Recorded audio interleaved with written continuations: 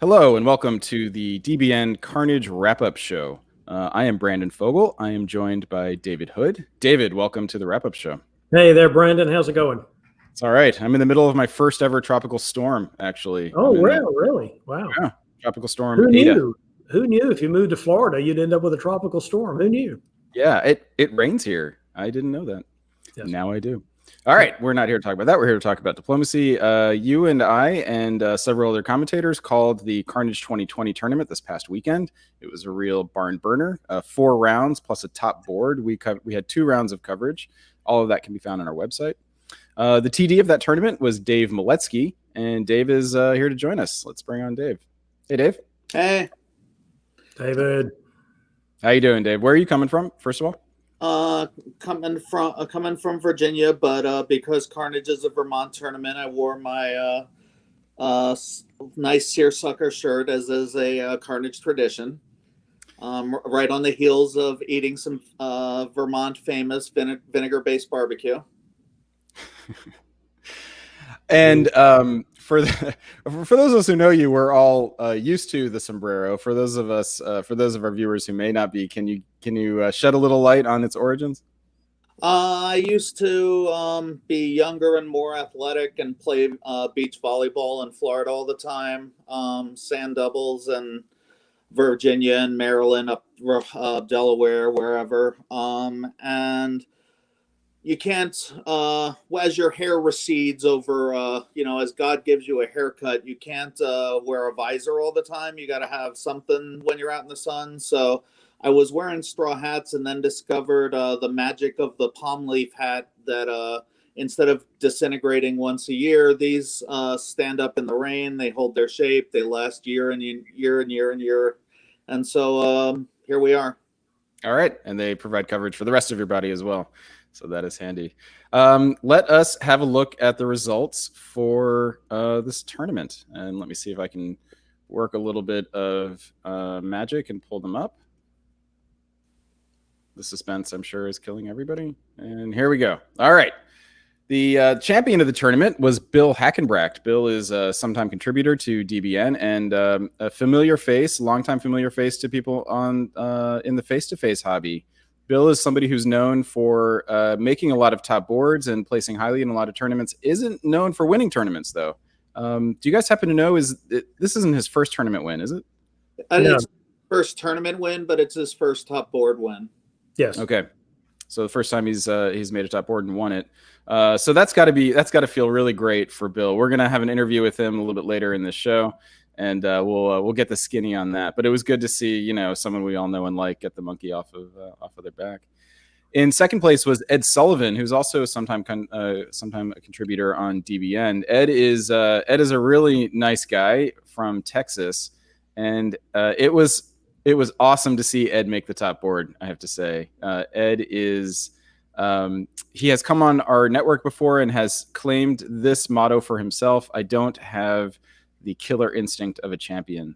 And I think with this tournament, he showed that he actually does. And he's just able to wield it selectively. So he came close on this. He was the top seed going into the final board, but didn't win the final board and ended up dropping down to second place. Third place, a name that everybody knows, former world champ Nicolas Ahuguet. In fourth place was Farron Jane, a relative newcomer to the scene, but definitely made a splash here. In fifth place is Ben Kelman, also a newcomer to the face-to-face scene, made a nice splash here as well. In sixth place is Adam Siegel, who is really familiar to people in the face-to-face hobby, but has not appeared in any of the virtual tournaments so far this year.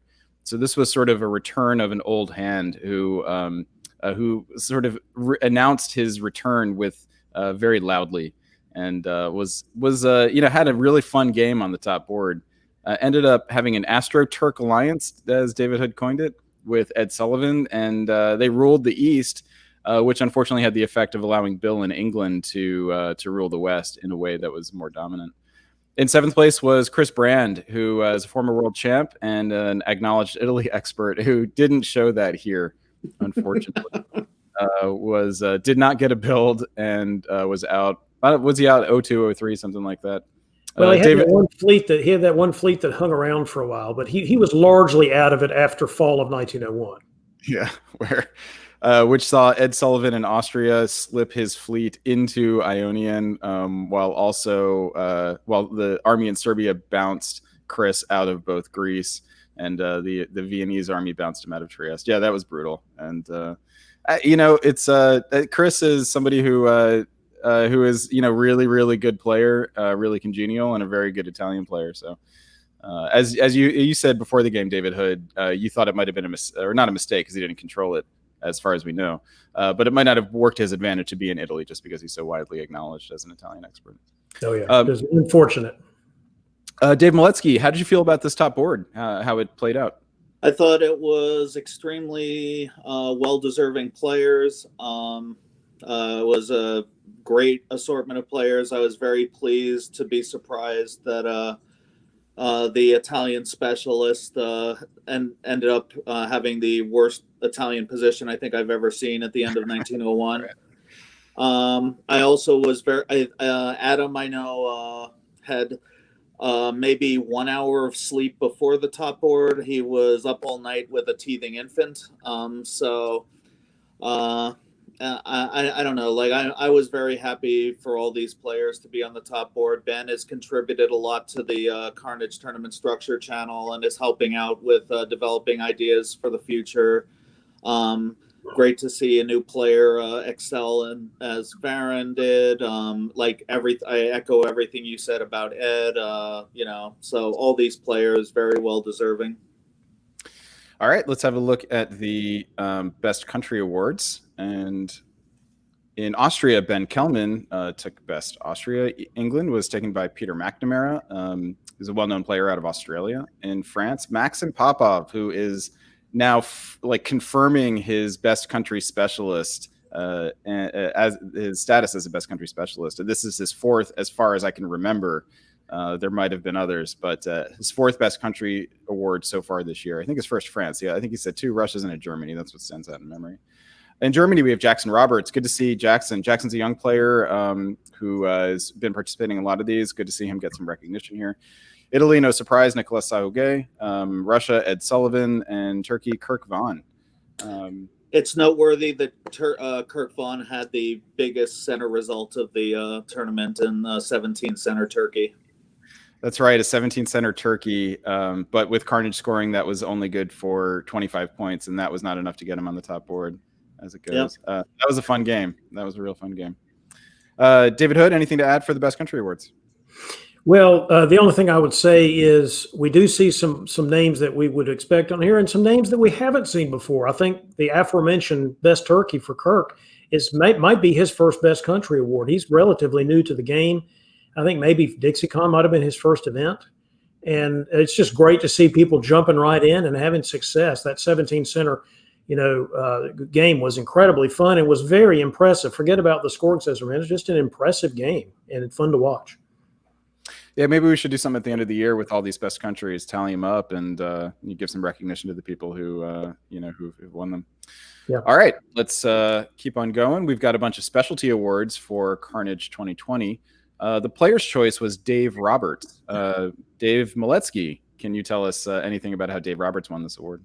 The Player's Choice Award, I think, not just at Carnage, but at all the tournaments that give it out, do it sheerly by nominations that come in from the players. So Dave Roberts had the majority of the nominations I received for who players enjoyed playing with the most. It's as simple as that.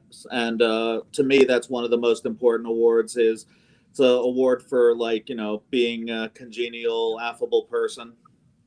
And the TD's choice, I assume you were involved in that decision. Yeah, that was really hard because there were so many good choices this year. And I also think I may have given it to Chris Campbell in a previous year. But this year in particular, I gave it to him because he's a longtime Vermont player. He was there for all the Carnages that as far back as I can remember. Hosts one game a year, I think, typically at his house.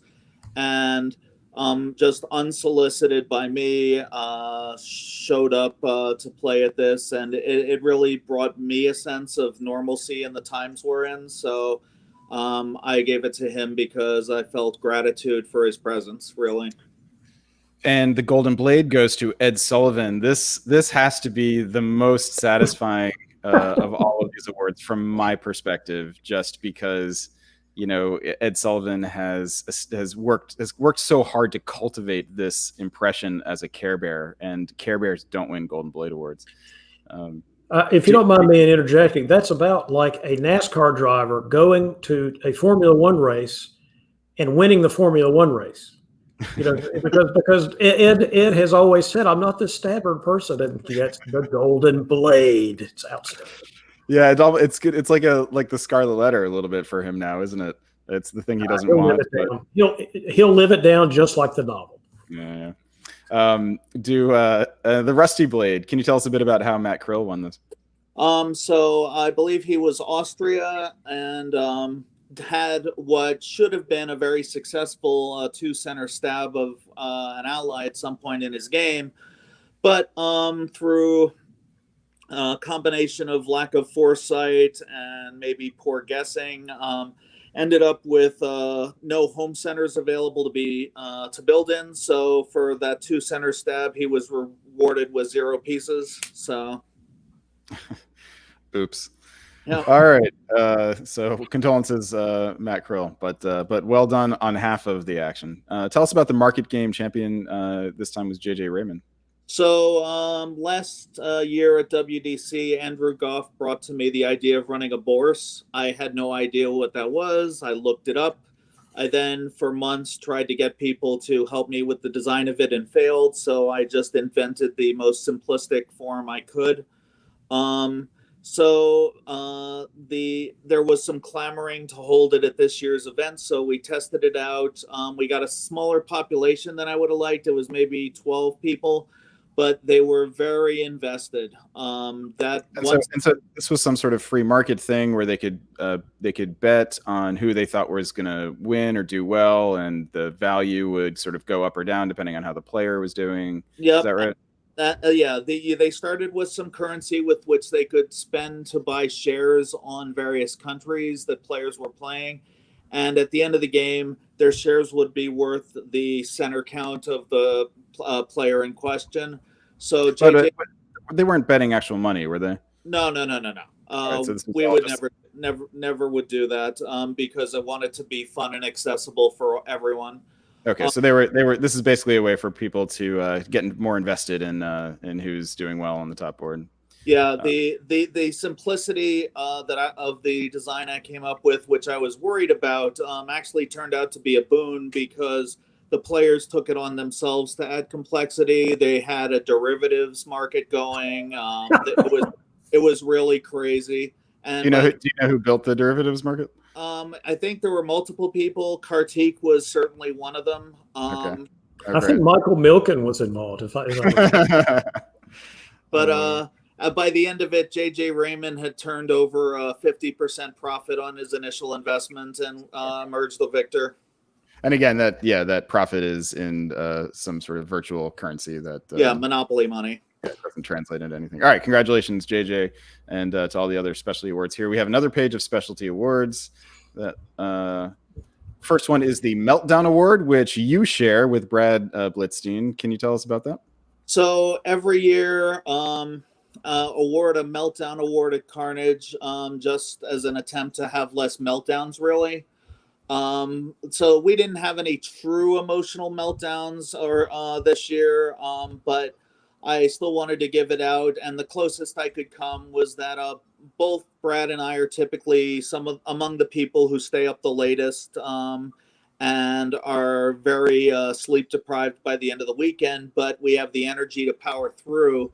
Whereas for this event, because it wasn't a face-to-face event, and instead of staying up with all the socializing, we were staying up staring at these screens. I think we both it wore on both of us more than it ordinarily would. And so, I don't know. I felt like it was really unique seeing Brad just completely wiped out, energy wise. And I was as well. So hence the award.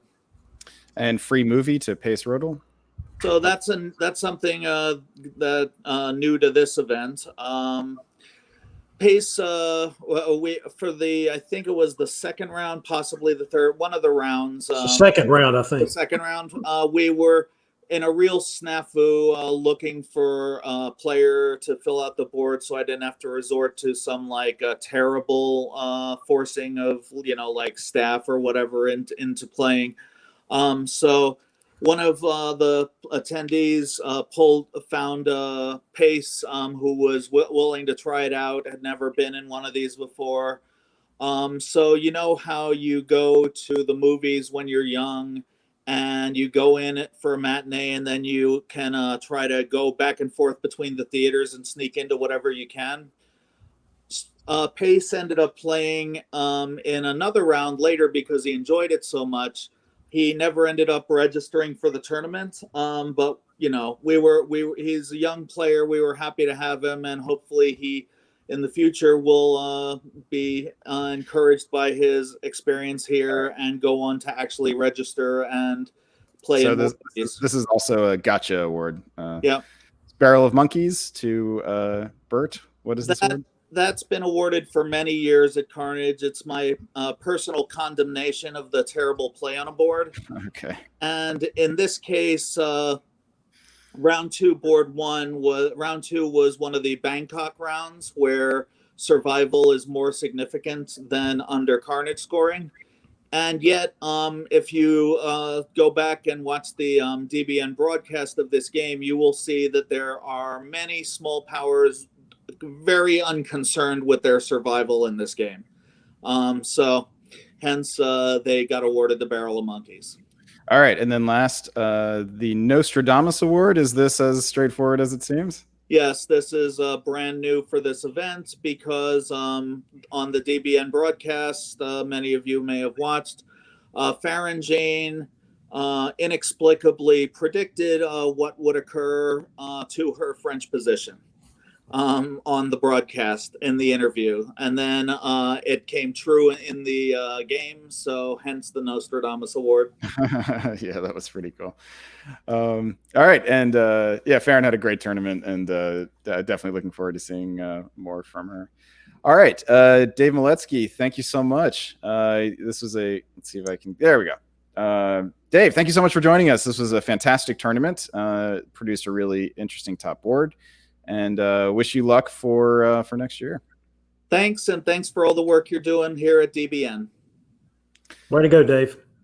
All right, man. All right, are you ready to talk to the champ, David Hood? Let's do it. Let's do it. All right. Welcome to the wrap-up show, Bill Hackenbracht. Welcome and congratulations. Thank you so much. All right, you're clearly outside. It also looks like you might be in some sort of magical place. Tell us where you are. Well, I am in the Vale of Humility, Yes. between two mountains of arrogance. Yes. That's what North Carolinians call Carolina. each other. Bill, looks like your connection might be a little What he wonky. means by that is there's an old saying in North Carolina that we are the Vale of Humility between two mountains of conceit. The two That's conceits being South Carolina and Virginia. So that's see. an old North Carolinian saying, because Bill is in a magical place, North Carolina. How close are you guys in miles? We're about 4 hours apart from each other. Yeah. Okay. And whose dog? I assume that's your dog, Bill. I assume It David is didn't. not. It is the neighbor's dog. My dog's barking from inside. I may have to put a pause on this and go back inside if this continues. My apologies. That's all right. We'll see. So, Bill, the thing that we have talked about a bunch on the broadcast when it comes to you and top boards, this was sort of a running theme of our coverage, was that these are things you've done frequently but haven't won before, and you did it this time, right? And so first of all, how did that feel? It felt great. This is my fourth top board in the last 3 years. Two World Diplomacy Championship top boards and the top board at Euro DipCon last year. And it was nice to finally put one in the bag. All right. But Brandon, this was not my first tournament win. No. it's my fourth. I made the mistake of winning my second tournament I ever played. I played at Origins in 2004 and won that tournament, and pretty handedly, and left with the impression that I knew what the hell I was doing. And it took me about 15 years to get back into that veil of humility, because I was pretty damn conceited after that. And it's nice to finally be able to have some kind of sustained success. Wait, you were still conceited after you coughed up that solo at DixieCon several years ago for no apparent reason? You were still conceited after that? So David, thank you so much for bringing that up. You're welcome. So I'm so glad that this glass ceiling was broken at Dave Maletsky's tournament, because Dave Maletsky, David Hood, and Chris Martin and Andy Bartolone are four of kind of my. They are four people who I really look up to, and have long tried to take different elements of their personality and play style and emulate it myself. Dave Maletsky has always been someone who has challenged me to be a better player and a better tournament director, and really just a better person. And when Chris Martin interviewed Andy Bartolone on his YouTube channel after that solo, Andy Bartolone said something that really impacted me. He said that he likes my style because I'm a go big or go home kind of player. And I realized, oh my God, I'm hyper aggressive. Everybody knows this. I better do something about it. And that was a real turning point for me. And when was that? Oh, let's see. That would have been Somewhere around 4 years ago, Bill, something like that. Oh, that was DixieCon 2015. I ended up getting second in that. Wait, no. I think it was a different year than that. What you're saying is that you learned from reactions of other players to adapt your play style, something that I hope we all can do as we get input from players with whom we play. So, Bill, what do you think was the key for you? The difference, I should say, first, and then we can talk about the game. I have it ready we can pull up some turns and talk about them. But just sort of generally, was there a difference in your approach here versus your other top board experiences? So the first top board I ever was on was at WDC in 2018. I had the pleasure of being Austria to Adam Siegel's Italy. And he opened to Trieste and never looked back. And I was super nervous. I was super nervous walking into that game. I had just barely qualified. I think I knocked out. I think I edged out. I can't remember the fellow's name from England. I edged him out by a couple hundredths of a point to even make it onto the top board. And when we had country assignment, when we started the game and everybody went off to negotiate, there I was sitting at the table, staring at my nameplate next to Adam Siegel and Chris Brand and Andrew Goff and Doug Moore. And everybody else went off to talk and left me behind. And I never really recovered from that. The next year, so one thing we didn't have at this tournament that usually features at top boards is the power draw, the Paris method. And let's see, Christophe Bourget and Gwen Maggi picked first, and they picked England and France. And I knew that they were going to work together the whole game. You're talking about WDC last year, 2019. Yeah. And I knew they were going to work together. And what I should have done is picked Austria, because that's who's going to benefit the most from an EF. Mm. But instead, I went with my old trusty Power of Italy, because that's the one I feel I play the best.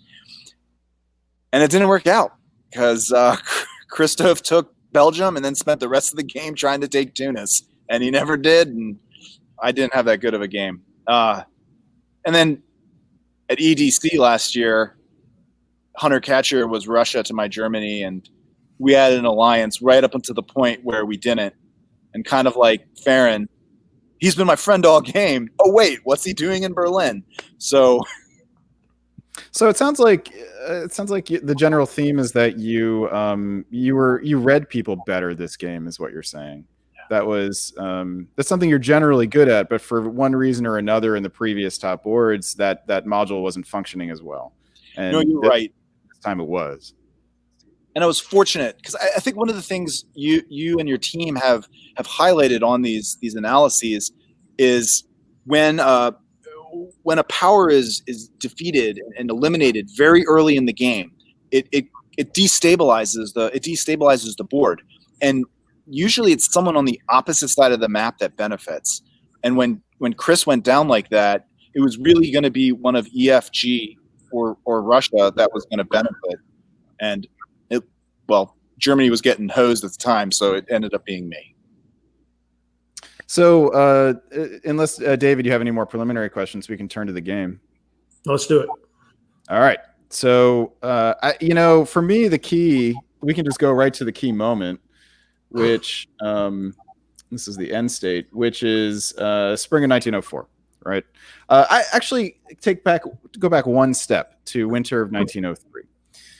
So this is the moment where you guys have eliminated Germany now. Italy has been, pushed down since fall of 1901. True.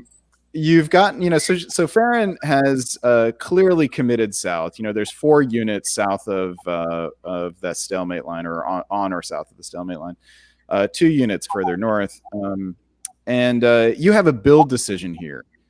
And the build was going to send a signal to Farron and the rest of the board, and also sort of direct your tactical options. Were you already thinking that you wanted to stab, and were thinking about what build you needed to do to maximize your chances of that, or were you uncertain at this point? I was uncertain at this point. I had feeling too much here, but I did not make that build order with the intention of using it to occupy Brest. I built it because I always play every position as if I'm trying to get 18, and then lower my expectations as options are taken off the table. And I really felt at this point I had Scandinavia in the bag, and I just needed Farron to get tied up a little bit more in the south, and I would have a decent chance at Warsaw in 18. As it turns out, Farron came to me with the actual concept of moving into English Channel and threatening Brest. And when a couple other people told me they thought it was a good idea, it kind of talked me into it. Now, Farron didn't talk me into it, but it kind of introduced the concept. Now, looking back, I didn't need to build Army London. Fleet, I could have accomplished this with Fleet Edinburgh just as easily. I just wouldn't have had that extra army on the continent. But Eddie could have gone to Clyde and then North Atlantic. And then I could have built a fleet in Liverpool and a fleet in London and still covered MAO coming back. So you even could have built Army necessary Edinburgh. For the Yeah, you even could have built Army Edinburgh here, or even Army Liverpool, right? Because the convoy from north was available. So talk us through the decision to stab then. So it was brought up by Farron. It was brought up by a couple other people. Why did you ultimately conclude that this was the right course of action? Because like Herm Edwards says, you play to win the game. And I knew that this stab would win me the game. I'm assuming that if Farron had built Fleet Brest, we wouldn't be talking about this. Yeah, how would you have reacted, Bill?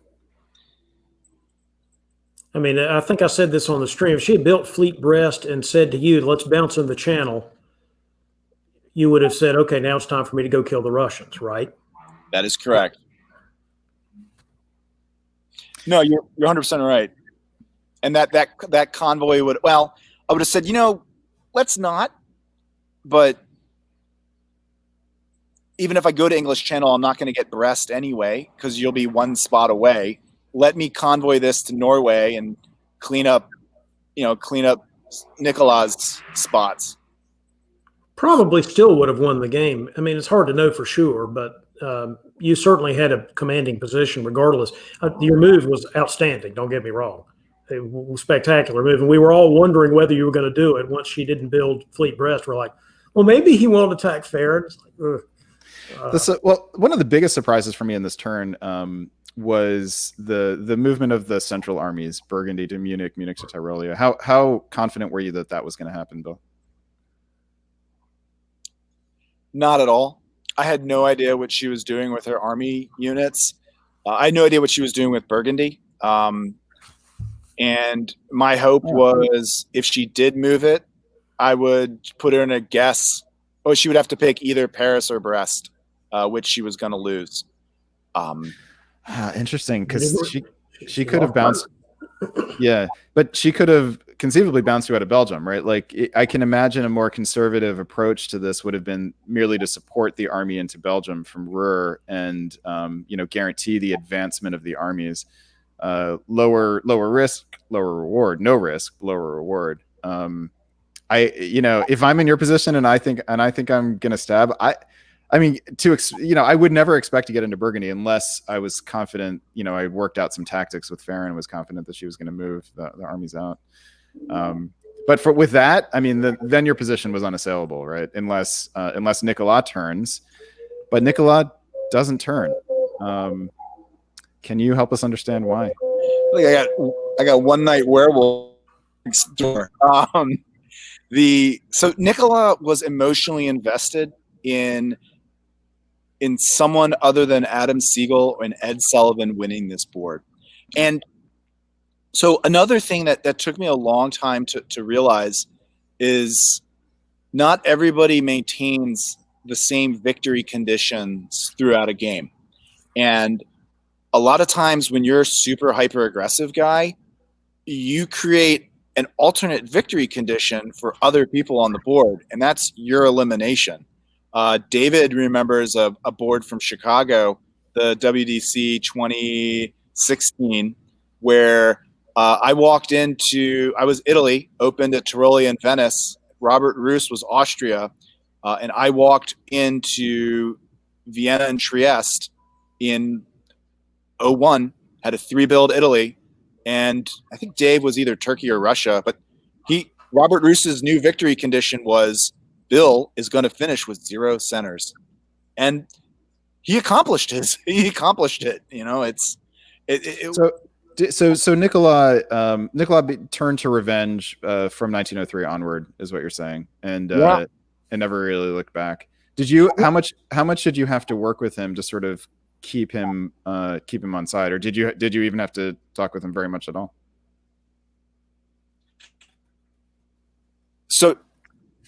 So Nicolas and I have a lot in common in our approach to the game, and it's that balance of power concept.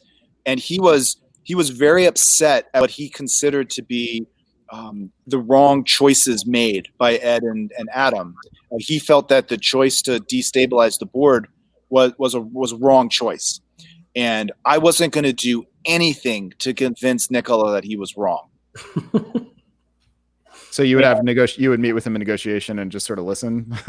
Yeah. Right? Yeah. Great. Yeah. No. And he wasn't wrong. And his conclusion certainly benefited me. And so I just made sure that Nicolas felt safe and comfortable, that I wasn't going to take his dots, and that I would help him into a center if that meant he could keep the resistance going. And I did that. And I just made sure that when he would do something like take Sevastopol, that I would take something in the back. But that was negotiated, I assume, correct? Like, you taking Sweden here, or was it not? I mean, I'm going to jump in here and say, I don't know if Nicolas was right there. And so I want to give you more agency here than I want to give Nicolas. I mean, he played his position the way he wanted to play. The reason you won this game is because you won this game. you set yourself in good position against the Germans and set yourself up with a very nice set of negotiations with Farron to where she wasn't expecting you to do what you did, and you got the jump on her. If she had played her cards differently, one of the AT members could very well have been the winner of this game. Yeah. I mean, I just think that's a mistake to maneuver it down to one thing. I think it's more likely that Bill won this game more than anybody else lost this game. Thank you, Dave. That certainly makes me sound like a better diplomacy player than sometimes I think I am. I appreciate it. Well, all kidding aside, Bill, you won this tournament, and you won this tournament because you're good. So yeah, that's what we're here to talk about. I mean, I'm not trying to diss on Nikolai either. He's entitled to his own opinions. I'm just saying I think we should all recognize that when somebody like you first of all, gets to the top round and wins the tournament, a lot of it is because you are you. So good job. Well, thank you, David. Yeah, I concur. There's this is a game of 7 players. There's always things we can look at that other people did that led to the outcome, things they could have done better or differently. But when it comes down to it, you were managing all of those things. You weren't making people make decisions, but you were managing your own position in regards to those decisions that other people were making, and you did it expertly here. I mean, this isn't you won this game by the end of you guys drew in 1906, right? And the game was practically over by the end of 1904. Like that doesn't really happen on top boards. This was one of the best played games of diplomacy I've ever had. Things really came together for me, and I was able to play my kind of game. And I played it well. It's kind of a mix of everything I talked about in the pregame interview: honesty, expectations, boundaries, and also finding those win-wins. But knowing when to flip the switch and to go from principled negotiation to I'm going to get mine and I'm going to win this game. Yeah, you had no problem saying why not me in this case. Yep. I did, because I really, really, really enjoy playing games with Farron. She's a fellow Army officer. She's a bright young mind, and is going to have an amazing. If she keeps playing, she's going to have an amazing record of success, I think. Yeah, I think we were all impressed with her play throughout. Not just in this top board, but just lots of really skillful diplomatic play. I felt like I could see the diplomacy from the moves. And so I wanted to make sure that she didn't make the same mistake I did, which was winning my second tournament and never being able to recover from it until like 10 years later. That's quite a favor you did. How did she take the stab? Was she good natured about it? She was. I gave her her space. I didn't try to talk to her immediately that next phase, or even really that next year. But we found each other on the board while other people were talking, and I said, "Hey, let's go to her room." And I explained to her that I didn't like what I did. I didn't like doing what I did, but I did it because I want to win this tournament. And well, I felt that if I did that, it would bring this game to the conclusion that I wanted. Most players will respect that, right? As long as you do it well. If it's a stab where you don't even have any home centers open to build, and you can't take advantage of it, I think. And I heard that happened. Both of your games. Yeah, I heard that happen. All right, man.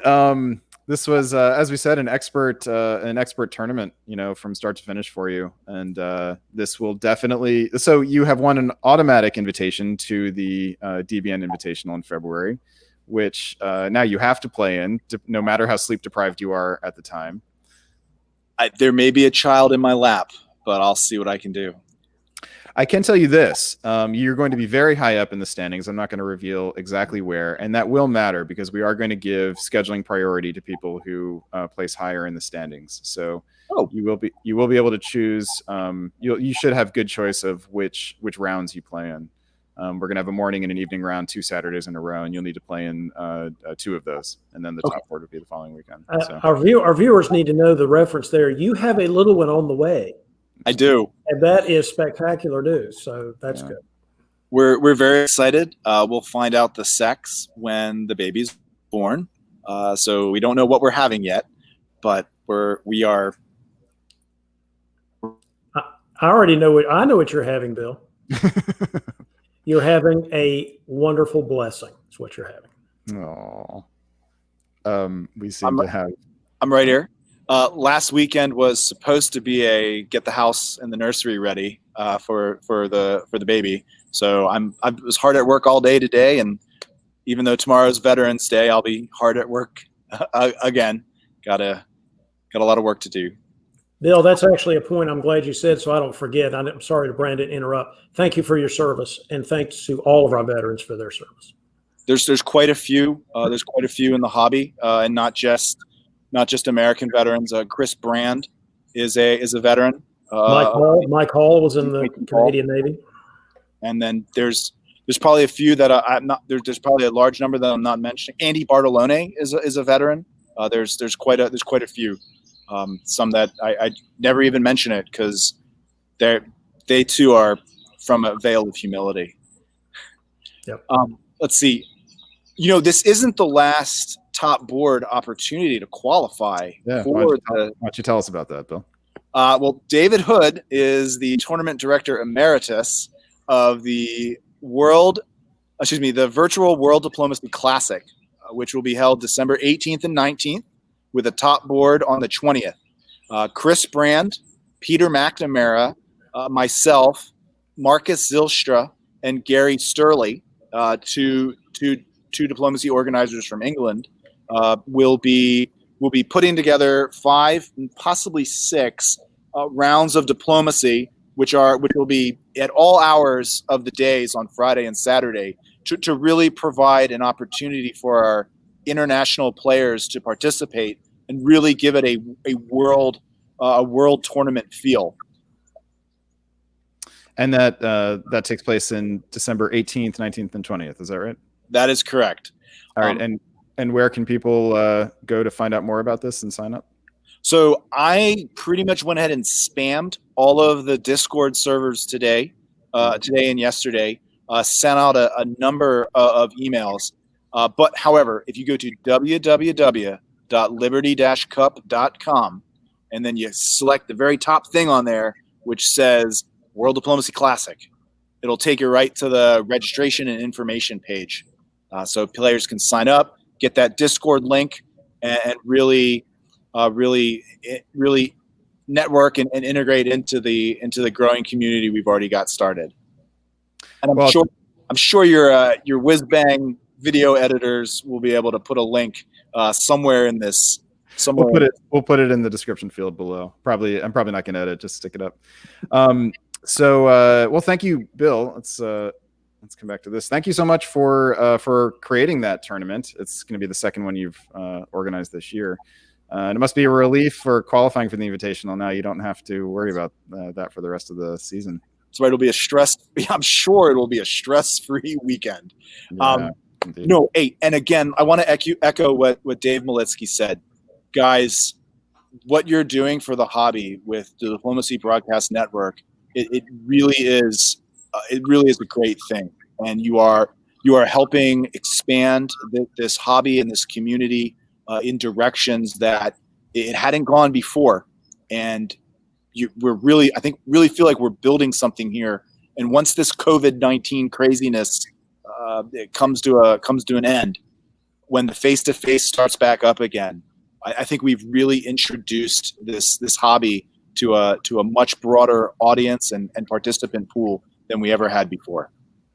We've been talking about what that first face-to-face event is going to be like, and we're all really looking forward to it. It's going to be a huge release.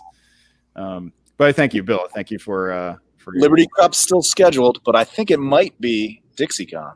I don't know if we're going to be back to having gatherings by May. I mean, we're just going to have to see. There may be another virtual event for DixieCon, in which case, that'll be great. That'll be okay too. I can't wait to play on tour again. Yeah, Oh, yeah. that'll happen Oh, someday. All right, Bill, we will definitely be talking to you again for the Virtual World Diplomacy Classic. Mouthful. So take care, and good luck getting the nursery ready. Thank you. Hey, guys. Way to go, Bill. Good job. All right, David, just hang on for one more second. Got a real quick look at upcoming events. In November, we've got Deadline News dropping on November 20th. That's a week from this Friday. After that, we have the Virtual Diplomacy League on November 21st. That's a Saturday. And then in December, we have the Virtual World Diplomacy Classic that we just talked about, followed by another Virtual Diplomacy League game, I hope. We'll find out about that. That's about it. Can you give us a little preview of the next Deadline News? Next Deadline News, we're going to have a panel discussion about how diplomacy players, adapt to playing under different scoring systems. This is a very topical subject, given the fact that we've just finished Carnage, which had a combination scoring system where 2 rounds were scored under Carnage scoring, 2 rounds under Bangkok scoring. So the panel is going to talk about that. We're going to talk about playing under the tribute system that you helped design, Brandon. And we're even going to talk about playing under my dinosaur DixieCon system. So it's going to be a great discussion about how players should and can adapt to that situation. We're never going to be I don't think, in a situation where everybody's playing under the same system. So given that fact, how do we adapt? How do we succeed under all of those systems? Tune in to the next Deadline News to find out. I look forward to it. And I think that'll do it for tonight, David. Thanks for joining me on this wrap-up show, and another successful tournament we've gotten to cover, and look forward to the next one. Same to you, Brandon. And as I am told to say by Siobhan Nolan, who unfortunately isn't here, stay safe and stab well.